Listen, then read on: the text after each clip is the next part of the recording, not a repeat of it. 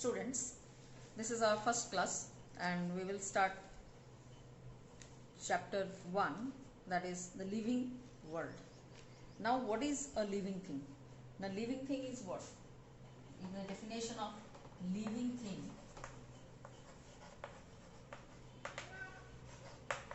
the definition of living thing, if you read, then you will get life is a unique complex organization of molecules that express itself through chemical reaction which leads to growth, development, adaptation and reproduction, right?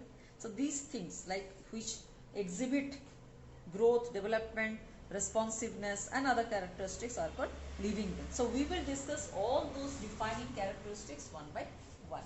Now the first characteristics of living thing is what? That if we take a cellular structure, the first point that you will get a cellular structure. Yes, most of the living thing has got a cellular structure, but there is a deviation is there, exception is there, like virus. Virus has no cellular structure, but when it is outside the body, it behaves as a non-living particle, but when it enters into a body, then it starts with living.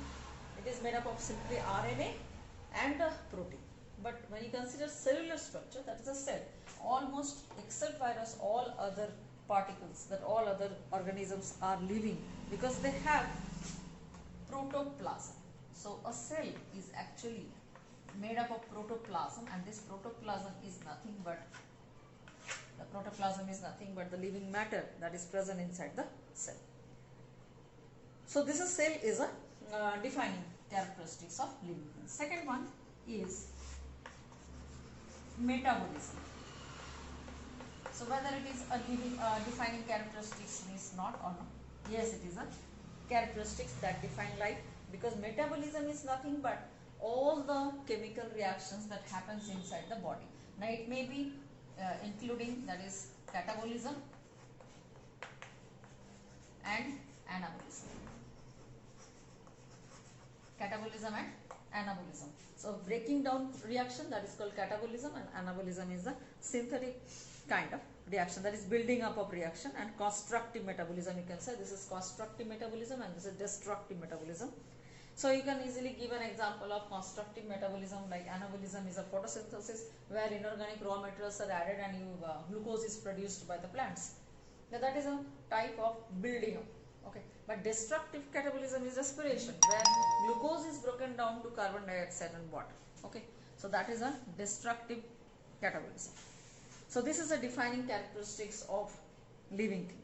So catabolism and anabolism, that is building up of reaction and the breaking down of reaction. Now the next characteristics is growth. Yes, growth. Growth is a defining characteristics or not? Now a few scientists said that yes, it is a defining characteristics because all the living organisms will grow in size, right? All the living organisms, they grow in size, and but if you say growth, it can be by mass, by cell division, it can be like by number. When it increases in number, any structure that is increasing number is also growth. Mass is growing, that is also growth. Okay, and this growth can also see, like if you keep bricks and then you make a heap of bricks at one place, so gradually the brick size also will grow. So growth may not be a defining characteristic because it can be seen in non-living thing also, when we accumulate a non-living thing at one place. Okay, so this otherwise chemically this growth is possible. Growth is very like slow in plants. We cannot see growth so faster, but if you see the outcome of after some days, then you can see easily the growth happens in plants also, like root growth, shoot growth, everything is growing, the leaf size is changing, so growth is there. So it is a defining characteristics, as well as it can be proved also it may not be defining characteristics. Okay, so both the controversial things are there in this growth related aspect. Now the next one is number 4 is reproduction. Yes,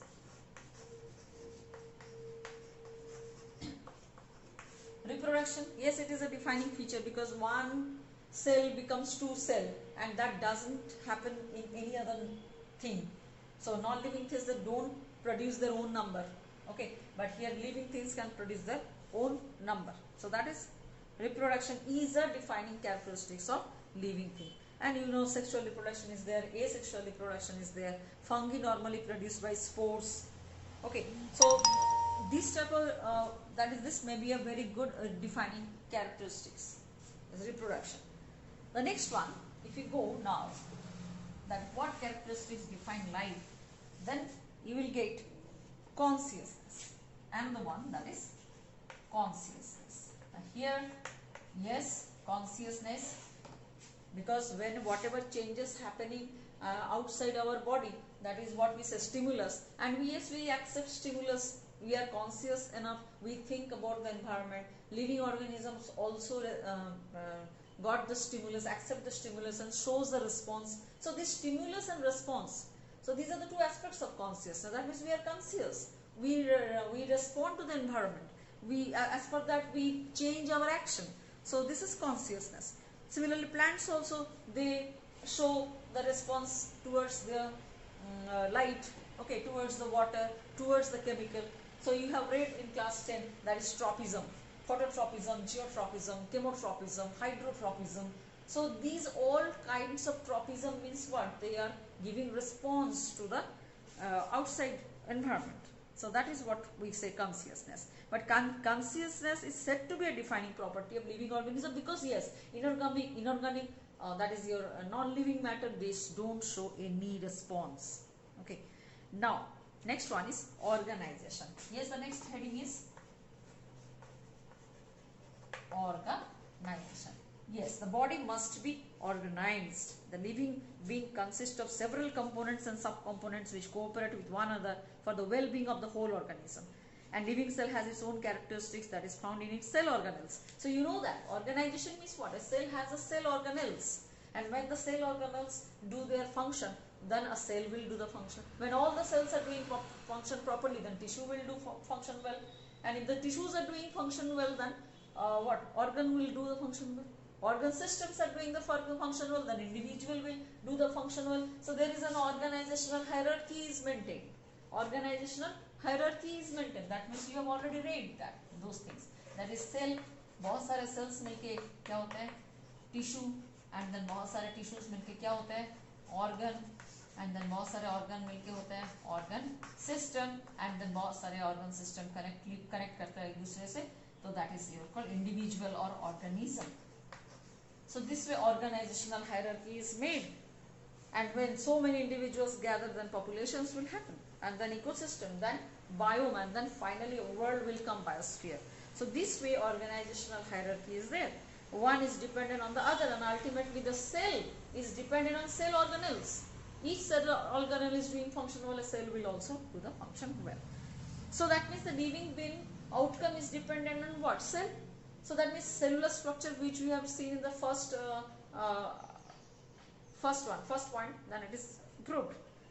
Next one is, after organization we will discuss a important thing, that is homeostasis. What will we discuss? Homeostasis. Now what is homeostasis? Now homeo means what? Self, and status means what? Constant internal environment. Okay. So homeostasis is constant internal environment. So every living organism wants to maintain homeostasis first. They manipulate the things as per the environment. They try to give a very comfortable situation to the body to adjust with all kinds of environment. And then homeostasis is maintained. Like in this summer we sweat. Now why do we sweat? That is your thermoregulation. Why do we sweat? To keep our blood cool. Because when we sweat or water will evaporate from the skin will be cool, the surface will be cool, the blood is will cool. So sweating is good for the body. A person's body must sweat every day. So that's why we have to do jogging, we have to do workout, heavy workout, we have to do exercise to make our body sweat. If the body is not sweating, remember the blood temperature may go high. So this is good. So homeostasis is a favorable internal environment suitable for the functioning of body organ, is present in every living being, and this homeostasis is also present in each of the multicellular organism. In us also it is present. We do osmoregulation, we do thermoregulation, and in other organisms also homeostasis is present. Now the next one is variation. Next one is what? Variation. Yes, variation is good always, as we have read in class 10. Variation is always good for the species to evolve. Variation is what? Any external change, like changes that occur in between each individual to each individual. It varies. It varies. Because of this variation is also that it helps in coping up with the environment. And lastly, that is coming after variation is adaptation. Okay, another point is adaptation. Now what is adaptation? You know already these adaptations. These are very simple characteristics of life, living being. The adaptation. Yes, I am adapted. So we human beings are adapted to our nature now, isn't it? So that's why our population is increasing day by day. And population increase means you were well adapted to your nature. But if the organisms like many, what do you say, living beings, animals are losing their life, they extinct. Okay, they become extinct, or they are going to extinct. That means their adaptive features are less. They are not, the environment is changing for them. They are not going to adapt themselves anymore. So they are perishing. But the human beings population is still with full-fledgedly they are living. So their adaptation is very nice. They can adapt themselves in all kinds of environment, right? And the lastly, okay, fine. The lifespan and death. So lifespan all know, but death is what? What is this death? Death is what? The stoppage of various life activities by an individual organism accompanied by increase in entropy is called death. So death occurs due to aging, disease, accident, predation. So these are all factors that cause death, isn't it? But when I say death, can amoeba die? Amoeba is immortal because the parent itself is continued in form of daughter cell. But there is no existence of parent cell. But here in case of multicellular organism, like human being, parent also exists and the next generation also exists. So but in case of amoeba, you will not get it. So amoeba, the parent itself continued, so death is there. We can say amoeba is immortal. But again we will say that when the daughter cell will come into existence, there is no existence of parent. So death is what? Natural death is, what is that? Inabsent in case of amoeba. Okay. But again death is another kind of controversy is there, like coma patient. Okay. Coma patient, what do you say about coma patient? Are they completely dead? Or there is brain death? Death of brain is there, but the body is living. Okay. So just a controversial topic again. So whether coma patient is a living thing or a non-living thing. Okay. So these are the characteristics of living thing. So in the next class we will continue with some more features of the living world. Okay. And already you know that is anabolism and catabolism, you have understood this one. Body organization you have understood. And the next class we will go to living world, diversity and taxonomic categories and aids. So there few things are deleted from your portion. So whatever included in your portion, that I am going to teach. Thank you.